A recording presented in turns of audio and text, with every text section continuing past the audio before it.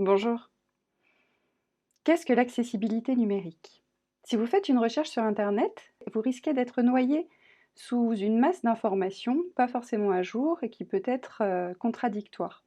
Donc nous allons, avec ce module, faire le point sur la définition de l'accessibilité numérique.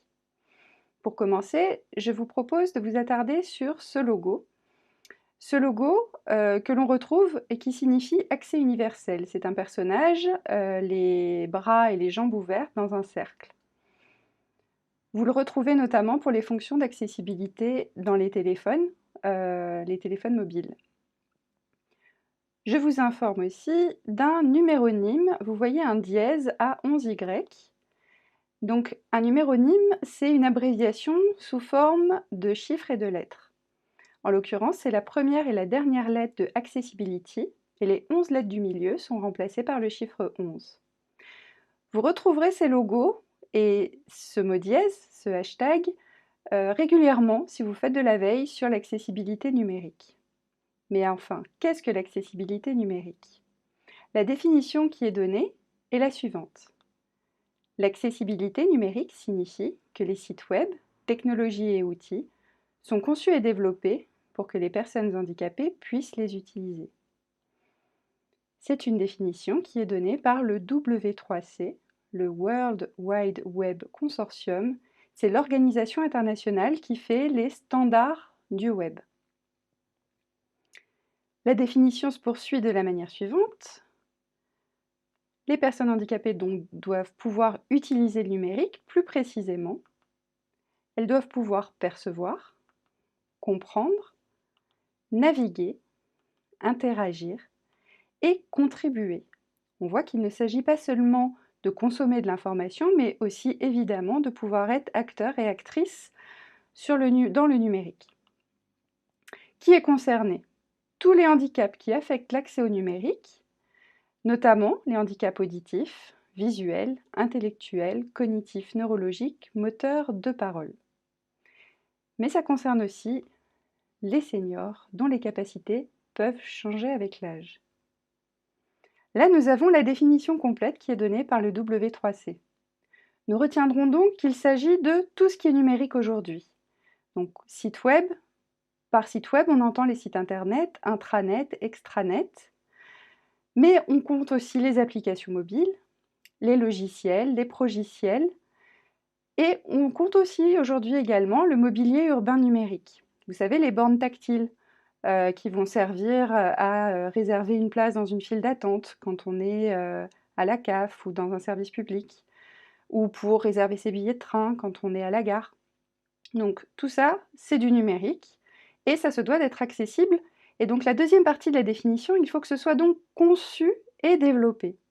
Donc on voit que l'accessibilité numérique, c'est quelque chose de transversal, qui va de la conception, donc encore faut-il y penser, et donc avoir pensé à le demander dans le cahier des charges, il faut en faire une priorité dès le départ, et puis dans la conception au niveau des maquettes graphiques, au niveau des fonctionnalités, au niveau du parcours utilisateur, puisque parmi vos utilisateurs, il y a des utilisateurs valides et des utilisateurs handicapés, et puis au niveau du développement.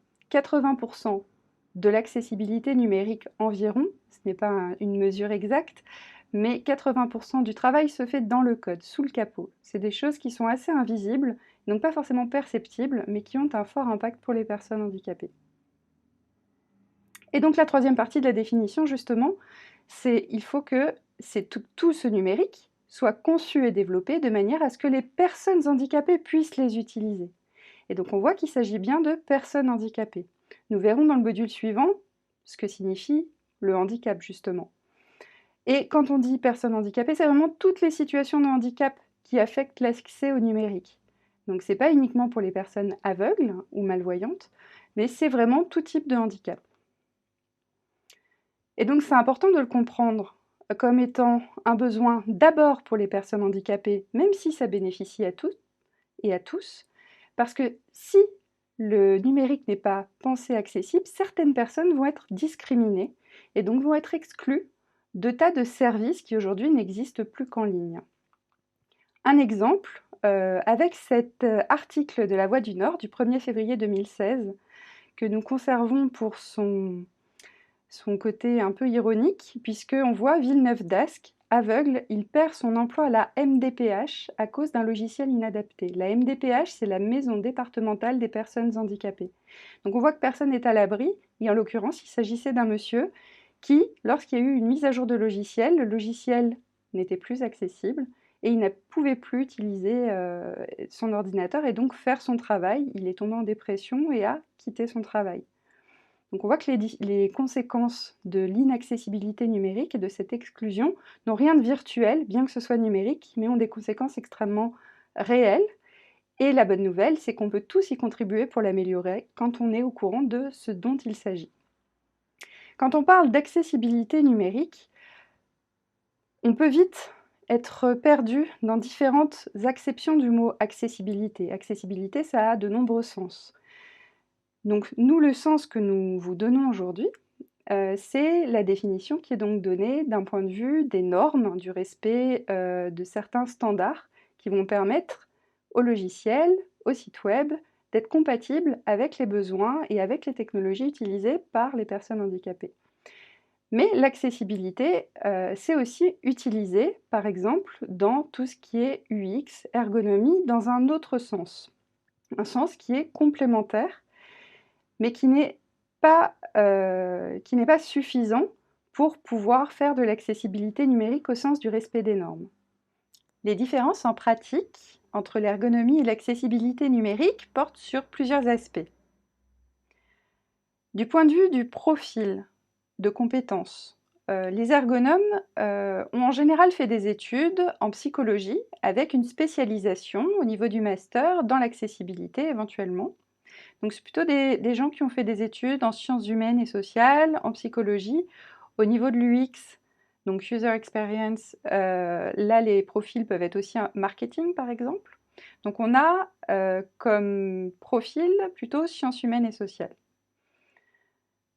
En accessibilité, en revanche, le profil de compétences, ça va être plutôt des développeurs web front, c'est-à-dire des gens qui vont coder en HTML, en CSS, en JavaScript.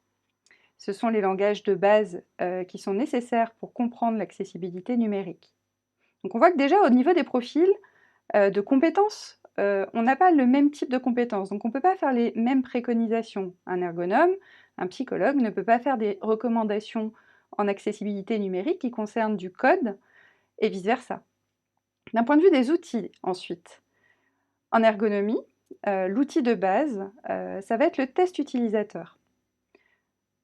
Il y a évidemment toute une palette d'outils quand on est ergonome, mais c'est vraiment un outil essentiel qui est à la base pour faire de l'ergonomie. On va créer des parcours utilisateurs et on va demander à un utilisateur de faire certaines actions. L'ergonome va ensuite observer ce qui se passe et faire des préconisations. En accessibilité numérique, l'outil de base, ça va plutôt être l'audit de conformité à une norme, un standard.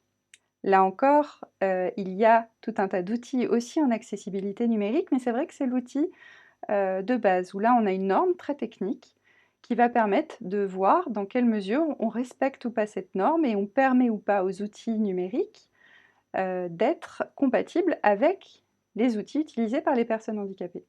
Donc là encore, on a un aspect très technique du côté de l'accessibilité numérique et on a un aspect plutôt usage du côté de l'ergonomie. Les objectifs sont différents également, même s'ils convergent et ils vont dans le même sens. En ergonomie, l'objectif, c'est de rendre une interface facile et agréable pour une cible donnée. En accessibilité, en revanche, l'objectif, c'est de sécuriser l'accès pour les personnes en situation de handicap. C'est faire en sorte que ça marche. Ce ne sera peut-être pas agréable, ce ne sera peut-être pas optimisé, mais il faut que ça marche. En ergonomie, si dans notre cible, on n'a pas pensé à faire des tests sur des technologies d'assistance, on ne pourra pas avoir de retour vraiment efficace sur l'accessibilité de cette interface. Enfin, au niveau des préconisations, l'impact visuel, quand on fait des recommandations en ergonomie, c'est dans quasiment 100% des cas, quand on fait une recommandation en ergonomie, c'est quelque chose qui va se voir. On va demander à changer un intitulé, changer une option de place sur la maquette, une couleur, voilà, une arborescence, donc il peut y avoir des tas d'impacts, mais qui vont être visuels, ça va se voir. En accessibilité numérique, en revanche, dans 20% des cas, à peu près, ça se voit. C'est-à-dire qu'il peut y avoir des histoires de contraste, il peut y avoir des petites choses qui vont se voir, mais le gros du travail va être fait dans le code. Du coup, l'accessibilité numérique est quelque chose qui peut paraître assez invisible quand on ne connaît pas le sujet. Donc on voit qu'il y a deux matières qui sont complètement complémentaires, mais si vous faites faire un audit par un ergonome pour savoir si vous êtes conforme aux normes d'accessibilité, vous n'obtiendrez pas un résultat qui soit satisfaisant, puisque ce ne sont pas les compétences qui sont utiles pour faire ce genre de travail. Et du coup, ça nous amène aussi à tout un tas d'outils de personnalisation. Et il est important de ne pas confondre l'accessibilité numérique au sens des normes et ces outils de personnalisation, dont certains vont prétendre rendre vos sites accessibles à tous et vous mettre en conformité avec la loi, ce qui est complètement faux. Pour pouvoir être conforme avec la loi, il faut pouvoir agir sur le code. Ces outils de personnalisation ne le font pas. Ce sont des petits boutons qu'on va rajouter sur des sites web et qui vont permettre de changer des couleurs, de changer la taille des caractères, des choses comme ça, et qui n'agissent du coup pas sur le code, mais qui sont une surcouche.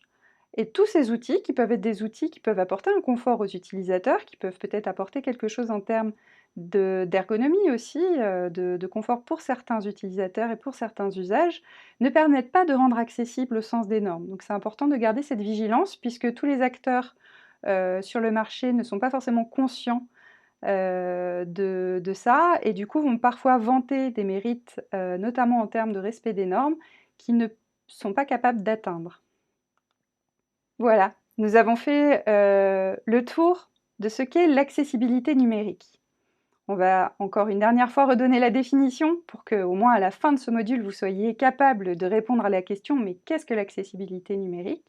L'accessibilité numérique, ça signifie que tout ce qui est numérique est conçu et développé de manière à ce que les personnes handicapées puissent les utiliser. À bientôt pour le prochain module.